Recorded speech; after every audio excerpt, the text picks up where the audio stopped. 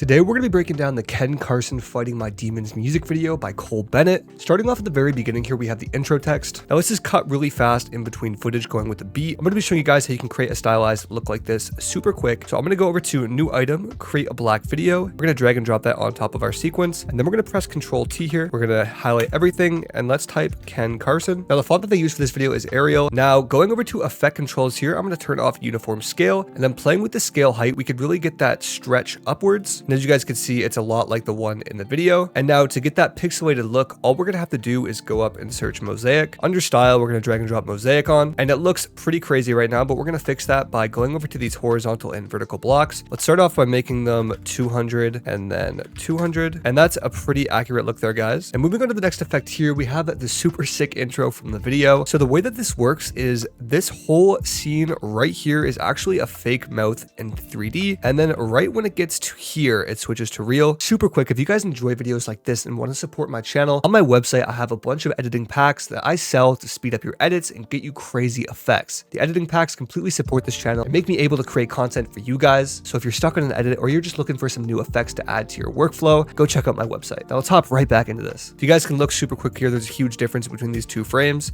This is the real one and this is the fake one. But when you play it through, it blends so well together. So the way that they did this was they filmed Ken Carson's mouth super close up and they just masked around it and turned it black and white. Now, the way you can create a 3D mouth scene like this with the teeth is if you go to a website like Sketchfab here and you search mouth. For example, you can get something like this. And what you guys can do with these mouth models is you can put them inside of Blender or your 3D program of choice.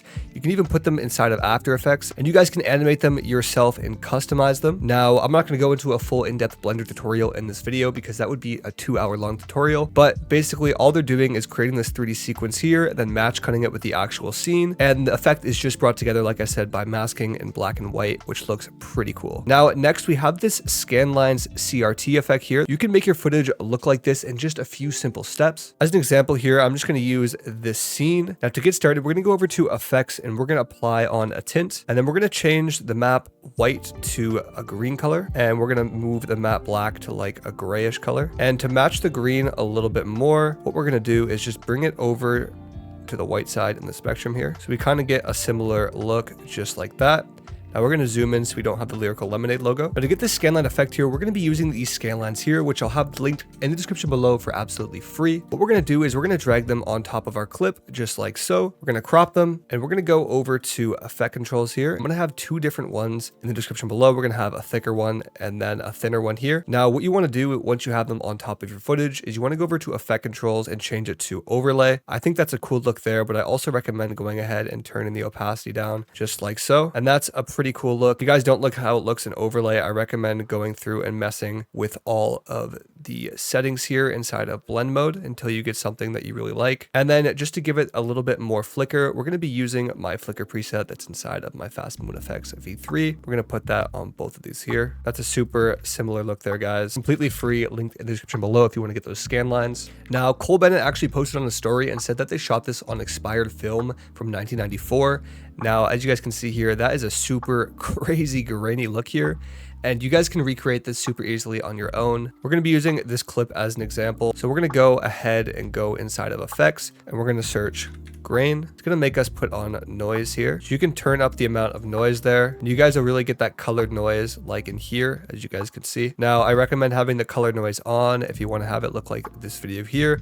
But if you like the look of the color noise off, you can also mess with that too. Now, next we have this effect here where it's a silhouette of him. You can still kind of see a little bit of his face, but the background is glowing to the beat of the song here. Now to create this effect here, there's a couple of ways to do it. If it's a static, simple shot like this one here, you can just duplicate your clips. So you have two of them and then mask out Ken Carson. I recommend you guys do a better job than me. I'm just kind of making this fast for the sake of this tutorial. Boom. Once you have Ken Carson masked out, I recommend playing with the mask expansion here to get it to your liking. And then we're going to duplicate this one more time and we are going to invert it. So we have the background. And then what we can do now to get this look is we can go into the background and we're going to go into effects and we're going to search search up brightness and contrast, and we're going to drag and drop that on. Now this is one is already kind of going up and down and glowing, but to show you guys an example of it, what I'm going to do is take a screenshot of when it's least lit up, just like this. We're going to drag that in and put that below our clip here. So we have Ken Carson moving just like so, and then our screenshot. It looks a little bit weird, but trust the process with this. We're going to go into effects, drag on brightness and contrast here, and cut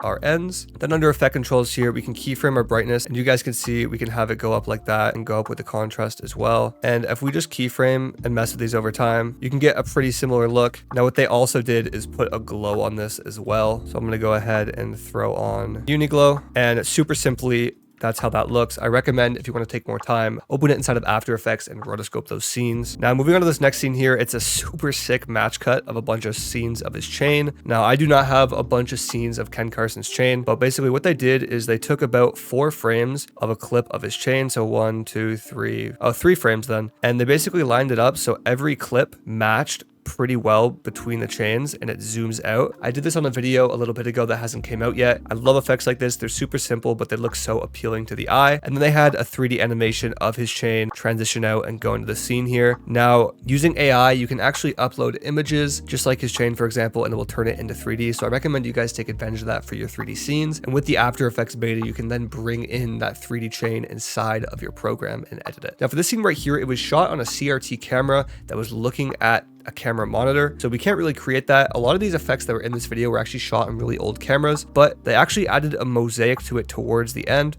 So you can get a pretty similar look if you go on regular footage and you add a mosaic to it. So for example, I'm going to do this one right here. We just add that mosaic from before. Mosaic is basically the key to all of the OPIUM VHS aesthetics if you don't have those cameras. I'm going to go ahead and put everything to like 200. As you guys can see, it adds that 8-bit look to it, just like so. Let's say we want to add 150 and 150. And you can even keyframe these mosaic scenes here. So let's have it go down to 50 and then come back up and bring this one down to 50, right? You can create a bunch of transitions and effects just like so. And that's the breakdown, guys. If you enjoyed this video, I recommend checking out this video right here. There's a lot of great tips and editing tricks inside of it. I'll see you guys there. Peace.